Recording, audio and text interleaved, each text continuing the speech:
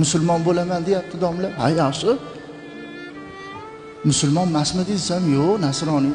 Musulmonga o'xshab ketdi desam, o'rtoqlarim musulmonda dedi. Bitta dvorda yashaymiz. Bog'chaga billa borganmiz, maktabga billa borganmiz dedi. Billa o'ynaymiz dedi. O'limlariga qatnashaman, marosimlariga qatnashaman dedi, to'ylariga qatnashaman, faqat masjidga bormayman xolos dedi. Musulmon bo'lmaganligim uchun. Endi musulmon bo'laman deyapsizmi? Ham musulmon bo'laman deyapman. Xudo meni saqlagan dedi. Nimaga desam, bizda dedi nasroniylikda dedi cherkovga cho'qintirishga olib boriladi dedi. Cherkovdagi popni vaqtini bilib bolani kiyintirib olib boriladi dedi. Asoso dabdaba mashinalarda dedi olib boriladi. Keyin u cho'qintirib beradi, qaytib kelinadi. Meni ham shu popni vaqtiga to'g'illashib kiyintirishgan paytda kasal bo'lib qolib, reanimasiyaga tushib qolgan ekanman. 10 kun yotib kelganimdan keyin